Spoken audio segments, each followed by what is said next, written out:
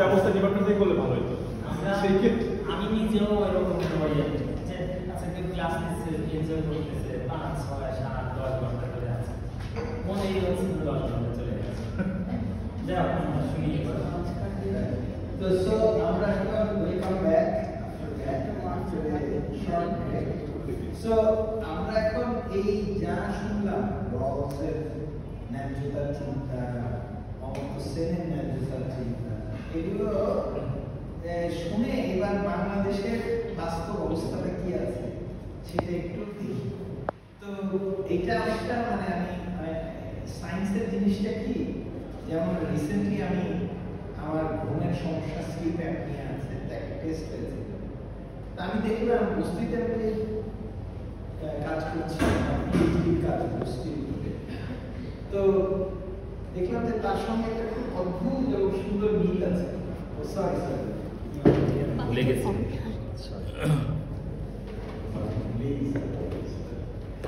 তো সেটা হচ্ছে যে যখন স্লিপ অ্যাপনিয়া টেস্ট হলো তখন আমাকে কতগুলো সেন্সর 25-30টা সেন্সর লাগিয়ে আমাকে ঘুমাতে হবে। তার মানে আমার শরীরের ঘুমের অ্যাকচুয়াল কন্ডিশনটা সে জানে এবং কোথায় কোথায় গ্লুকোজ দেখে এবার একটু সমাধান দিই এবং ওই সমাধানটাও টেস্ট করি। তো সুতরাং সায়েন্স হচ্ছে যে আপনার প্রথমে অ্যাকচুয়াল অবস্থাটা কি এবং কোথায় সলিউশন লাগবে, কি সলিউশন লাগবে, কি মাত্রায় লাগবে এবং সেইটা রিলি আগের যে পারফরমেন্স, সমস্যাযুক্ত যে পারফরমেন্স, সেইখানে কোন কোন গ্যাপকে সে পূরণ করছে বা করছে না, কতটুকু পারছে। এই হলো সায়েন্স। তো আমরা এতক্ষণ যে জাস্টিস নিয়ে যা যা শুনলাম, যা যা বোঝার চেষ্টা করলাম, এইবার আমরা বাংলাদেশের দিকে ফিরে যাই। বাংলাদেশে রাষ্ট্রের 53 বছর হয়েছে বাংলাদেশের কনস্টিটিউশন, সংবিধান হয়েছে। আচ্ছা, কিন্তু আমি বলতে চাচ্ছি এই সংবিধানে এখনো জাস্টিসটা অনেক কিছু আছে প্রসিডিউর কিন্তু সাবস্ট্যান্টিভ কেন? কারণ বাস্তব পৃথিবীতে আমরা যে ইনইকুয়ালিটি বাস করছি, আমাদের এখন গিনি কোএফিশিয়েন্ট কত? 0.534, মানে হচ্ছে 0.5 এর উপরে হচ্ছে অ্যালার্মিং, সেখানে আমাদের অ্যালার্মিং ক্রস করে গেছে। 5 এর উপরে না 5 এর উপরে তো এই 5 এর উপরে চলে গেছে। আপনারা দেখবেন যে urban inequality has gone up, মানে 5.5 ক্রস করে গেছে। আর আরেকটা হচ্ছে এখন এটা কি যে আপনার আর্টিকেল 27, আর্টিকেল 7, আর্টিকেল 29, 31, 32, 33 সমস্ত কিছুতে বলছে যে আপনার চলাফেরার স্বাধীনতা আছে, সকলের সমান, সকলের স্বাধীনতা, সমস্ত কিছু বলছে। কিন্তু ওইদিকে আইনে লিখে রাখছে বিনা বিচারে আটক করা যায়নি। 54 ধারা 54 কি বলছে? 54 বলছে প্রিভেন্টিভ ডিটেনশন, মানে বিনা বিচারে আটক করা। ওইদিকে বলবে স্বাধীনতাও আছে, আবার স্বাধীনতাকে আপনি হরণ করবেন। হ্যাঁ, কিন্তু আপনি যে এই যে আপনি যে বিনা বিচারে আটক করবেন, হ্যাঁ, এই প্রভিশনটা কি আপনার লিবার্টির সঙ্গে কন্ট্রাডিক্ট করে, আপনার স্বাধীনতার সঙ্গে কন্ট্রাডিক্ট করে। এবং আরেকটা জিনিস হচ্ছে না, রিট তো রিট করা হবে, বা এটা সংবিধান সংস্কার কমিশন হয়েছে না, সংস্কার কমিশন না, আমি বলছি এটা রিসেন্ট যে আলোচনাটা হয়েছে, লাস্টের আলোচনা, সেখানে আইনজীবীরা সবাই বলছেন যে এবং সংস্কার কমিশন থেকে প্রস্তাব দেওয়া হয়েছে যে প্রিভেন্টিভ ডিটেনশনটা পুরোপুরি অ্যাবলিশ করবে।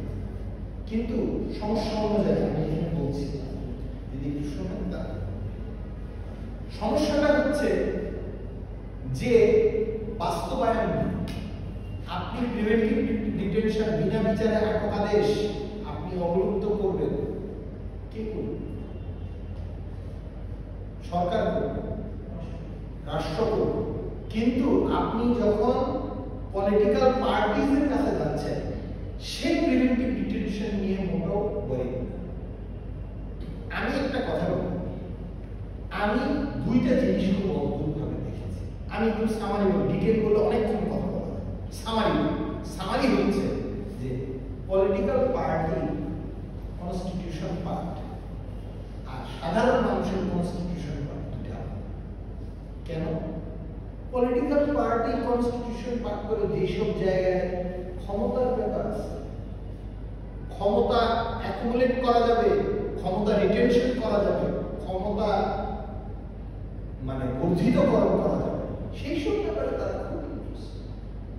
দে are not interested about social and economic rights. মানুষের যে এই যে আমাদের সংবিধানে বলা হয়েছে সবার জন্য শিক্ষা, স্বাস্থ্য, এটা কিন্তু সেটা আমরা জানি, সেটা আমরা পাই না কেন? কারণ সেগুলো লিগালি এনফোর্সেবল ওখানে সংবিধানে বলে দেওয়া আছে।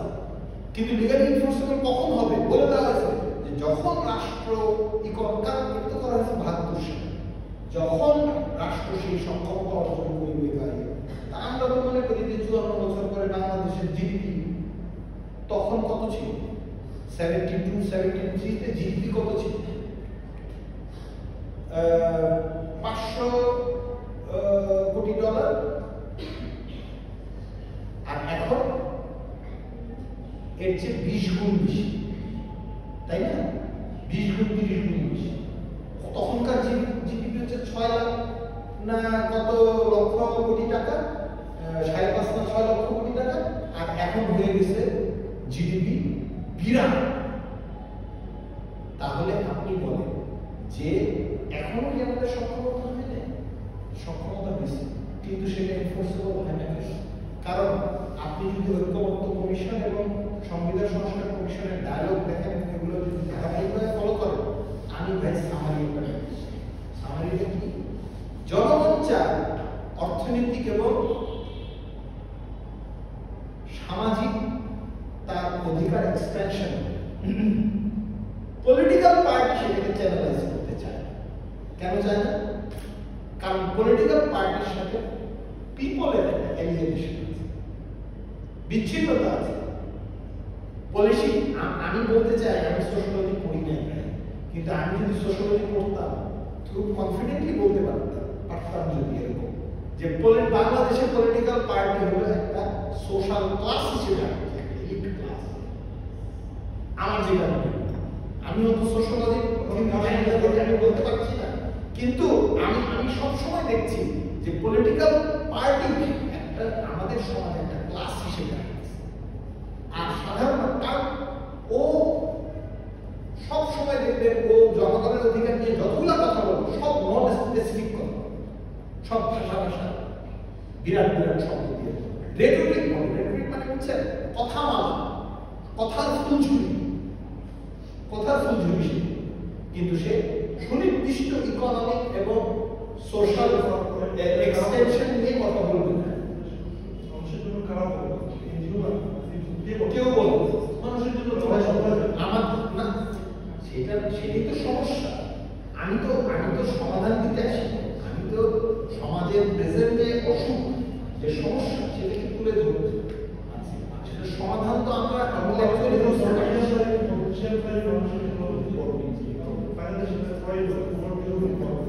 আচ্ছা ঠিক আছে, সেটা একটা মত হইতে পারে না, কিন্তু আমি ঘাটাঘাটি করে এরকম পেয়েছি। আমি আপনার মতকে ডিনাই করছি, কিন্তু আমি বলছি যে আমি পেয়েছি যে পলিটিক্যাল পার্টির সাথে জনগণের একটা এলিয়েনেশন দিচ্ছে। Urgent need to expand economic and social life. আমাদের শিক্ষা শাস্ত্রের ব্যাপারটা সমস্ত মানুষ জানেন। একটা কথা বলবো, দ্বিতীয় বিশ্বযুদ্ধের মতো ভয়ঙ্কর ব্যাপার ঘটার পরে ব্রিটেন পুরো বিপর্যস্ত, তাই না? দ্বিতীয় বিশ্বযুদ্ধের পরে। আচ্ছা, এরপরে ওই লোকটা, নামটা ভুলে গেলাম, সেই লোকটা ওই যে লেবার কলেজে পড়লো, সেই লোক গিয়ে মার্কসের ক্রিটিক অফ গোথা প্রোগ্রাম পড়ে গিয়ে বলল যে না আমি তো নিড বেসড প্রোগ্রাম দিব, এই কথা বলে ওই যে মার্কস ক্রিটিক অফ গোথা প্রোগ্রামে আপনারা পড়ছেন নিশ্চয়ই, ক্রিটিক অফ গোথা প্রোগ্রামে মার্কস বলছে যে না ইয়ের যে give according to their need, বলে না আমার তার লেবার ভ্যালু এক্সচেঞ্জে তাকে যতটুকু দেওয়া দরকার বরং তার চেয়ে আমার দিতে হবে তার নিড বেস। ঠিক আছে, এই যে উনি নিড বেস বলেন, এই পয়েন্টটা পিক আপ করে তো এনএইচএস বানানো, ইংল্যান্ডের ন্যাশনাল হেলথ সার্ভিসেস বানানো হলো। হ্যাঁ, এবং দেখেন ইংল্যান্ডে সমস্ত মানুষের স্বাস্থ্য সেবার দায়িত্ব সরকার, তাই না? এর ফলে এবং ওনারা বললো এই কথা যে একটা সভ্য সমাজে কারো আয় বেশি কারো আয় কম, তাই বলে সে চিকিৎসা নিতে পারবে না, সে তার ব্যাধি থেকে আরোগ্য থেকে রোগ থেকে আরোগ্য পাবে না, মুক্তি পাবে না। এইটা কোনো সভ্য সমাজের বৈশিষ্ট্য হতে পারে। কি সুন্দর একটা জিনিস হলো না ইংল্যান্ডে এনএইচএস ন্যাশনাল হেলথ সার্ভিসেস। কিন্তু বাংলাদেশে দেখেন স্বাস্থ্য সবার জন্য, শিক্ষা কোয়ালিটি শিক্ষা সবার জন্য। তো এইটা কেন হয় আমার তো প্রশ্ন, এটা তো চাইব এই মানুষের জনগণের ইকোনমিক এবং সোশ্যাল রাইট এক্সপ্যান্ডেড হোক, এটা তো আমরা চাই, কিন্তু হয় না কেন? কারণ এইটা যে চ্যানেল করে পলিটিক্যাল পার্টি, সেই পলিটিক্যাল পার্টি সুনির্দিষ্টভাবে এই অধিকারগুলো নিশ্চিত করতে অতটা আগ্রহী নয়, যতটা আগ্রহী সেটা পাওয়ার রিটেনশন এবং পাওয়ার এক্সপেনশন। জনগণের ফ্রিডমকে এক্সপেনশনে তারা অতটা আগ্রহী নয়। এটা হচ্ছে আমার নীতি, আপনারা দ্বিমত থাকতে পারে, আমার কোনো আপত্তি নেই, এটা হচ্ছে আমার। এবং রলসিয়ান লেন্সে যদি আমরা দেখি আমাদের ইনস্টিটিউশনগুলো কিন্তু ফেয়ার, তাহলে আমাদের ইনস্টিটিউশনগুলো ফেয়ার করা উচিত। রলস আর সেনের মধ্যে দৃষ্টিভঙ্গিগত পার্থক্য থাকা সত্ত্বেও আমি বলবো যে দুইজনকেই আমাদের প্রয়োজন। কেন প্রয়োজন? কারণ আমাদের ইনস্টিটিউশনগুলো ভালো, আমাদের ইনস্টিটিউশনগুলো ভালো আমাদের ইনস্টিটিউশনগুলোকে ফেয়ারলি অপারেট করতে গেলে যা যা করা দরকার আমূল পরিবর্তন সেটা করা দরকার, এবং সেখানে ইকুয়ালিটি যেন কোন প্রতিষ্ঠানে, আমি তো অন্তত যতগুলো প্রতিষ্ঠানে গেছি ইকুয়াল ট্রিটমেন্ট তো আমি পাইনি। আর একজন ঢাকার বাইরে থেকে আসছে ধরে, বা আরো আমাদের মতো মধ্যবিত্তের ব্যাকগ্রাউন্ড না, আরেকটু ধরেন ইকোনমিক্যালি ব্যাকওয়ার্ড জায়গা থেকে আসছে, সে কি আমরাই হিমশিম খাই আর সে কি পাবে? এই হলো অবস্থা। আর সেনিয়ার লেন্স আমাদেরকে বলছে যে real justice demands expansion of people's capability.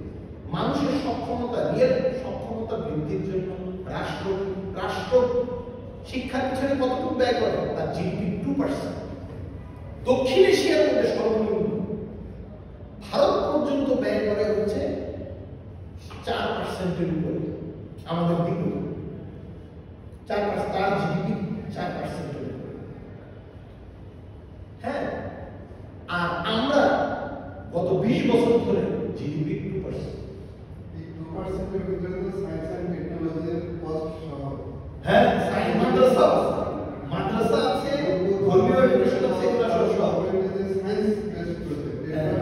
এগুলো সব রাইট, সেটাই বলছি। তাইলে অবস্থা আমাদের বেশি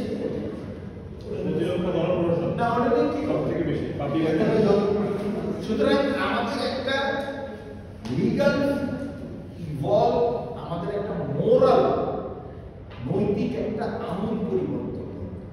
আমাদের কোনো জায়গায় সব জায়গায় সবচাইতে সমস্যা হচ্ছে মোরাল, নৈতিক সমস্যা। এবং আমি বলবো যে moral failure of political accountability. আমরা পলিটিক্যাল পার্টিগুলোকে কেউ জনগণ ধরতে পারি না, কারণ পলিটিক্যাল পার্টিগুলো অনেকটা রাজার মতো, সিংহাসনের মতো কাজ করে আমাদের সোসাইটি, রাজার মতো অ্যাক্ট করে।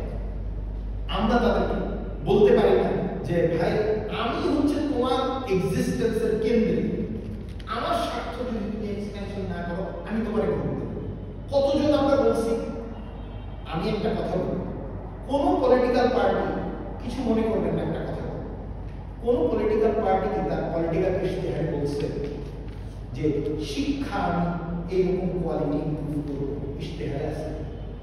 স্বাস্থ্যের ব্যাপারে কোনো ইশতেহারে কোনো আছে? আমাদের তো জনগণের দাবি তো শিক্ষা স্বাস্থ্য, এটি তো মৌলিক আমাদের দাবি।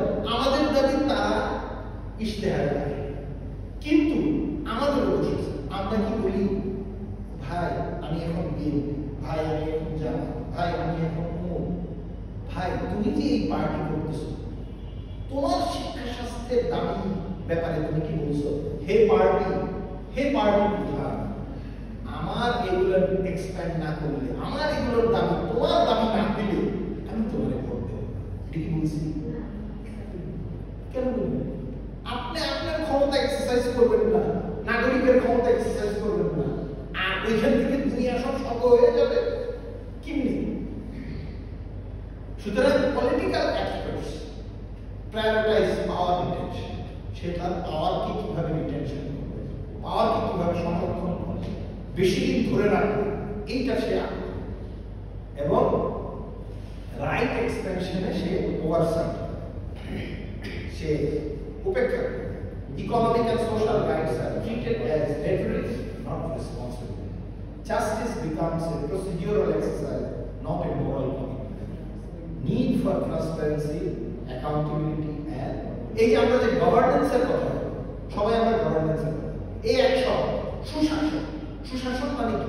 সুশাসন মানে হচ্ছে শিক্ষা এবং স্বাস্থ্যের নিশ্চয়তা। কই এই দাবি নিয়ে তো আমরা কেউ মানি না। সুতরাং ক্যাপাবিলিটি বেসড যদি একটা কনস্টিটিউশনালিজম হয়, তাহলে আমাদের ইমাজিন করতে হবে জাস্টিসকে, imagine justice through human capability.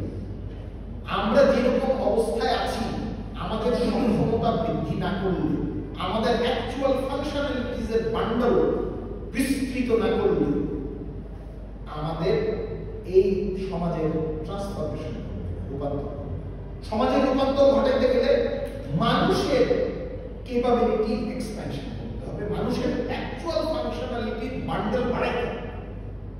যদি বাড়ে, প্রত্যেকটা মানুষের ফ্রিডম বাড়বে, তখন আমার একটা রিলেটিভ মোর জাস্ট সোসাইটি।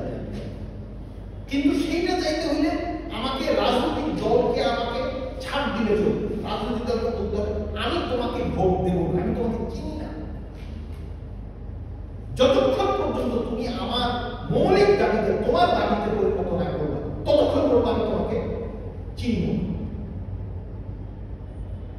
সুতরাং integrate freedom, equality and dignity as measurable policy goals.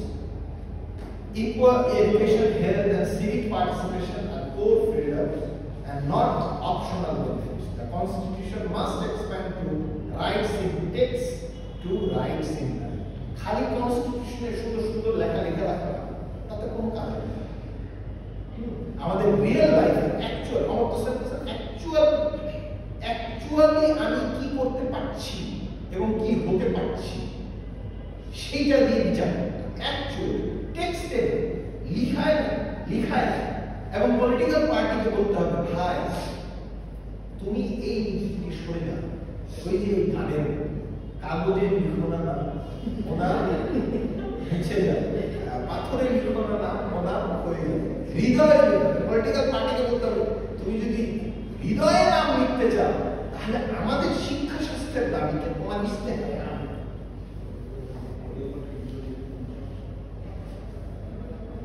তো সব থাকে ওই আপনি গত 20 বছর 30 বছরে এই যতগুলা পলিটিক্যাল পার্টি আছে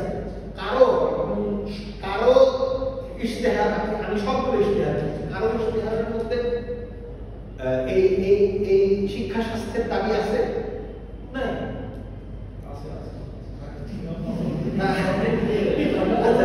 তাহলে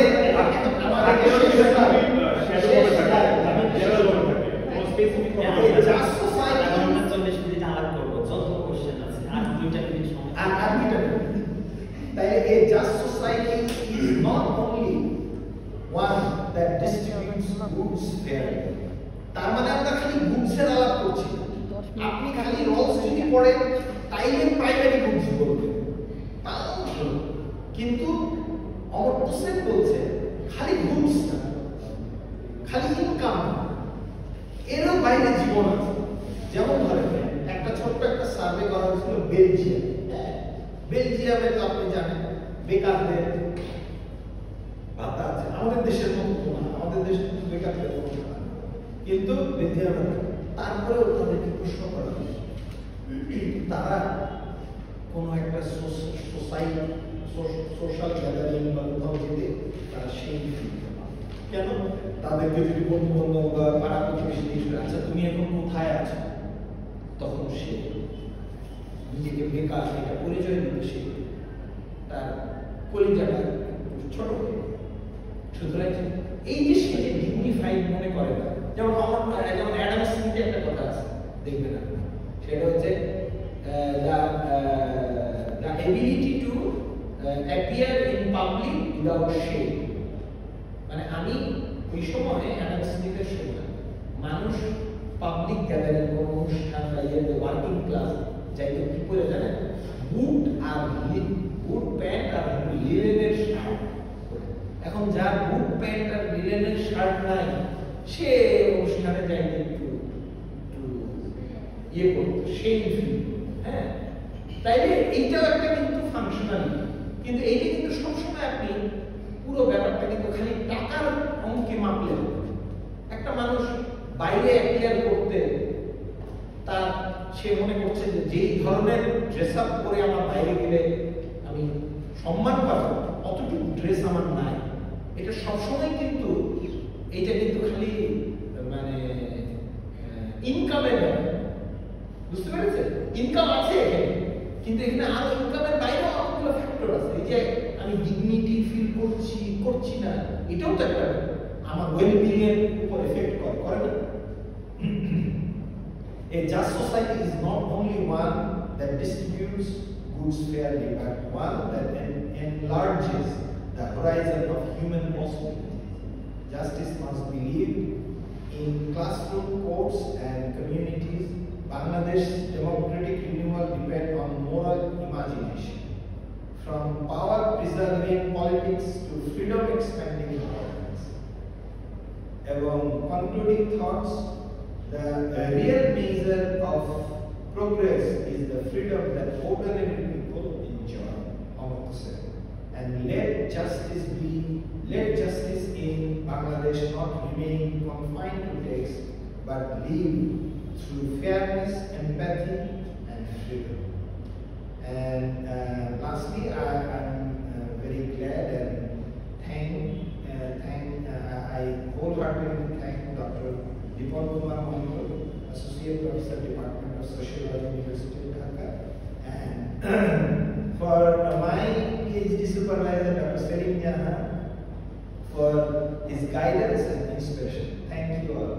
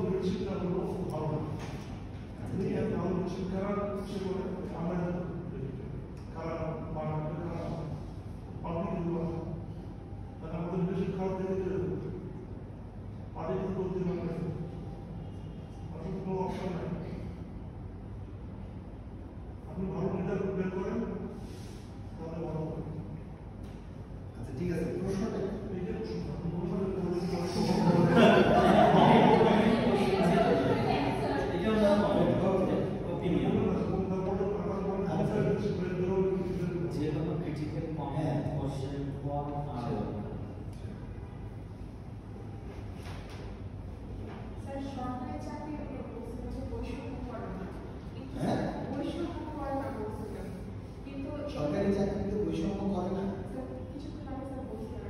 করা যাবে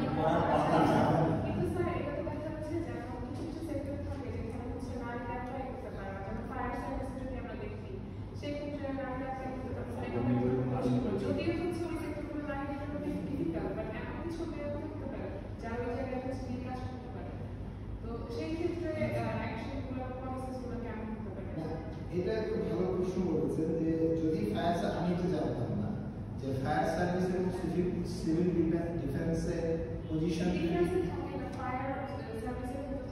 স্যার ফাইটারের কথা বলছি।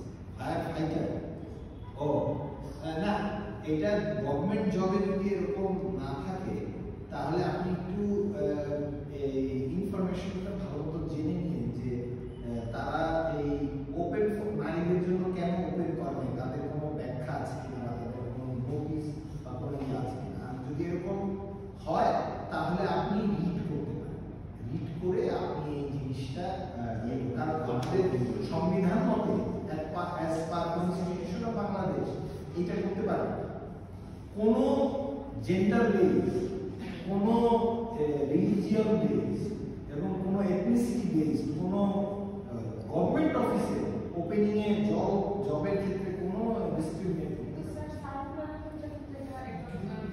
যদি এটা থাকে, আমি এটা জানতাম না, যদি এটা থাকে তাহলে আপনি একটু কোয়েরি করে নিয়ে তথ্যগুলো আর এটা নিয়ে রিড করতে পারেন। আমার মনে হয় যে তাহলে অনেক বাধা থাকে অনেক সময়, যেটা রিড করলে অনেক সময় না আমরা না করি, কিন্তু তার অধিকারের জায়গা থেকে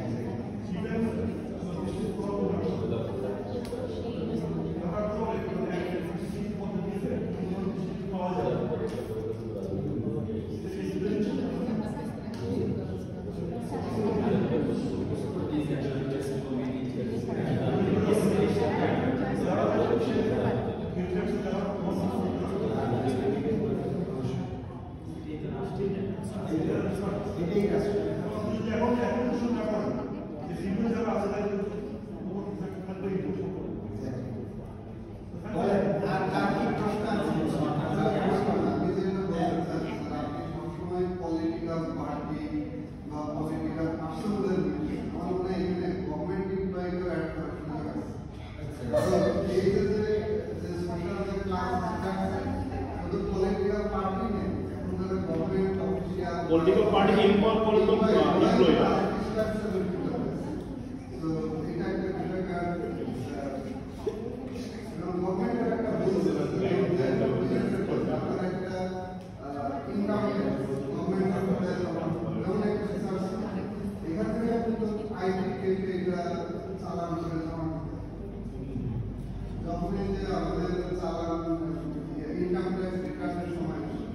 সবার জন্য একটা লেভেল আছে যে এইটা মেনটেন করে দিতে হবে, কিন্তু যারা গভর্নমেন্ট এমপ্লয় তাদের জন্য আমরা ভালো না, তাদের জন্য কিন্তু অনেক শুধু যে বেসিক আর বোনাস পার্টিকুলার কিন্তু তাদের এই যে ইনকাম ট্যাক্স অর্থাৎ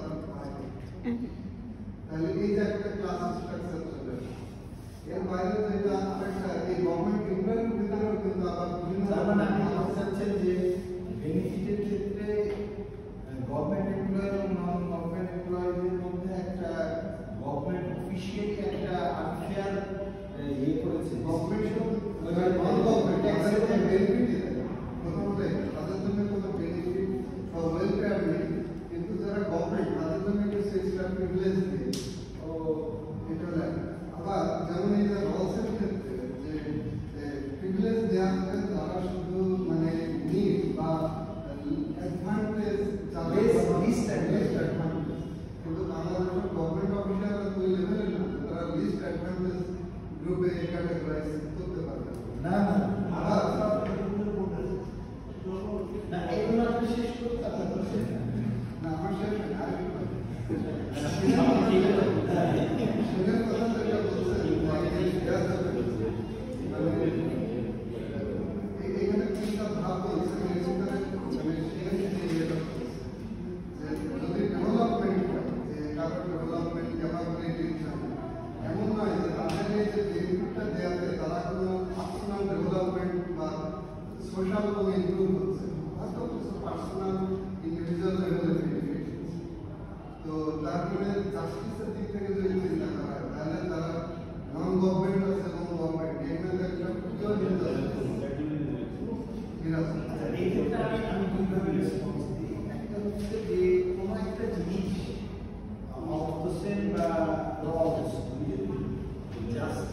জিনিসটা দুইজন দুই দিকে ভেবেছে। অমর্ত্য সেন ভেবেছে আউটকামের দিকে, ফলাফলের দিকে, আর রলস ভেবেছেন প্রিন্সিপালের দিকে। ঠিক আছে, দুইজন কিন্তু দুই মেথডটা ভিন্ন।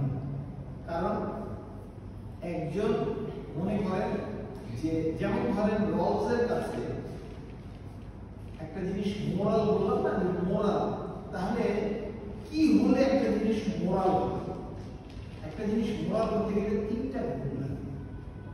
যেমন আমি যখন ইউনিভার্সিটিতে পড়াই, তো যখন ক্লাস টেস্ট নিই, তখন কেউ কেউ হয়তো কোনো কিছু ভুলে গেলে পাশের কারো সাহায্য নিতে চায়। আমি বললাম এক্ষেত্রে তিনটা জিনিস যদি তোমার এই কাজটা স্যাটিসফাই করে, তাহলে তুমি সেটা করবে। সেটা কি? এক নম্বর হচ্ছে যাই করবো সেটি মোরাল হবে, যেটি ইউনিভার্সাল, সার্বজনীন হতে হবে কাজটা। দুই নম্বর হচ্ছে রেশনালি কনভিন্সিং হতে হবে, মানে যুক্তিসঙ্গত হতে হবে। আর তিন নম্বর হচ্ছে যে হিউম্যানিটি থাকবে, এমপ্যাথি টু হিউম্যানিটি। হিউম্যানিটি মানবিক গুণ বা মানবতা থাকতে হবে।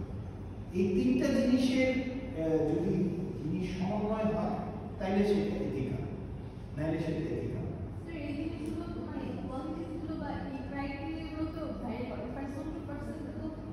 না আমি বলি যে ধরেন যেগুলো মোটা দাগে বোঝায়, যেমন ধরেন যে পরীক্ষার হলে চিটিং করা বা পরীক্ষার হলে, এইটা কিন্তু আপনি ইউনিভার্সাল করতে পারবেন। কারণ তাই ইউনিভার্সাল করতে হলে যে খাতা দেখবে তাকে বলতে হবে ও কিন্তু দেখে লিখেছে পাশে। আপনি তো আপনার কাজটাকে এথিক্যালি জাস্টিফাই করবেন কিভাবে? যখন আপনার কাজটা ইউনিভার্সাল, তা আপনি কি পারবেন যে আপনার খাতা যে পরীক্ষক দেখবে, তাহলে তাকে বলতে হবে যে ভাই আমি তো পাশের জনেরটা দেখে লিখেছি। তাহলে কি আপনি আপনার এই কাজটাকে সেইভাবে যেভাবে মূল্যায়ন করা দরকার সেভাবে মূল্যায়ন করবে? তার মানে হচ্ছে যে আপনার ওই কাজটা মোরাল, এথিক্যাল, ঠিক আছে, রেশনাল নয়। কেন? কারণ আপনি আরেকজনটা লিখলে আপনার বুদ্ধির ক্যাপাবিলিটি টেস্ট নিয়ে তো আমার কোনো লাভ নেই, ওটা তো আপনার বুদ্ধিকে রিফ্লেক্ট করছে, আর এটা মানবিক নয়। সো যে কোনো কাজ এই তিনটা কোথায় আছে, কোথা থেকে পেয়েছি? এই তিনটা পেয়েছি আমি ফিলোসফিতে আমার কান্টের লেখা খুব ভালো লাগে, বুঝছেন? ইমানুয়েল কান্ট ফিলোসফার, ওনার একটা থিওরি আছে ক্যাটাগরিক্যাল ইম্পারেটিভ। হ্যাঁ, ওই ক্যাটাগরিক্যাল ইম্পারেটিভের এই তিনটা হচ্ছে মোরাল প্রিন্সিপল। এটা আমার বানানো নয়, এটা কান্টের ক্যাটাগরিক্যাল ইম্পারেটিভ। এটা আমি খুব পছন্দ করি, এটা আমি স্টুডেন্টদের সাথে পড়ি, আমি নিজেও পালন করতে চাই, এই জন্য সেটা।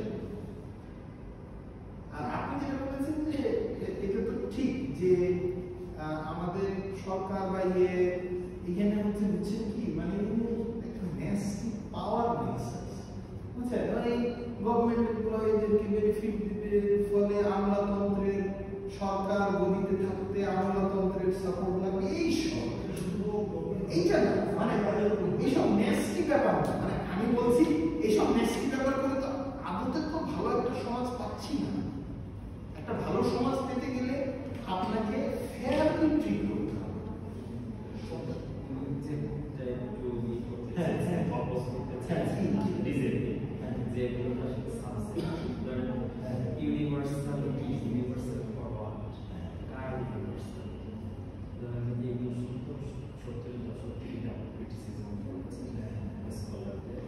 যে আমি যে মরালিটি করব, এটা ইউনিভার্সাল স্ট্যান্ডার্ড কি করেছে, যেটা আমি সেটা করেছে। তারপরে আরো যে কিছু ক্যারেক্টারিস্টিক্স এর কথা বলেছে, এগুলো সবই সাকসেস, মানে যে যার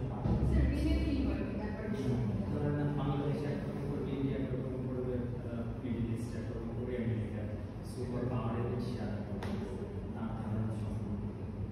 তো আমাদের ডিসকাশন আর চলবে। আমার একটা হ্যাঁ, আমার দুইটা question ছিল।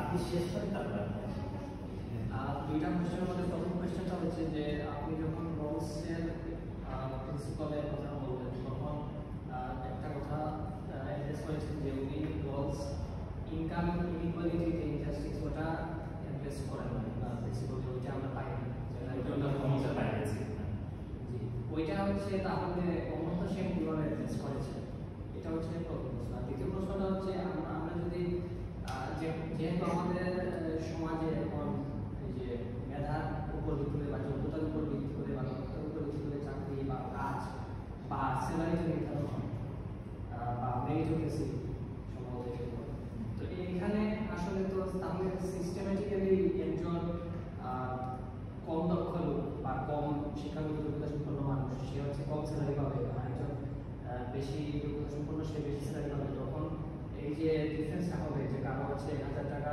স্যালারি কারো হচ্ছে 100 টাকা স্যালারি পরে যখন ইনক্রিমেন্ট হবে তখন এখানে ইনইকুয়ালিটিটা বেড়ে যাবে দুজনে যদি 50% ইনক্রিমেন্ট হয় তো সেটা আসলে মানে কিভাবে দূর করা যাবে মানে এটা তো পুরা থেকেই থাকবে বা সিস্টেমেটিক্যালি মানে সিস্টেমিক ভাবে এই যেগুলো থাকবে।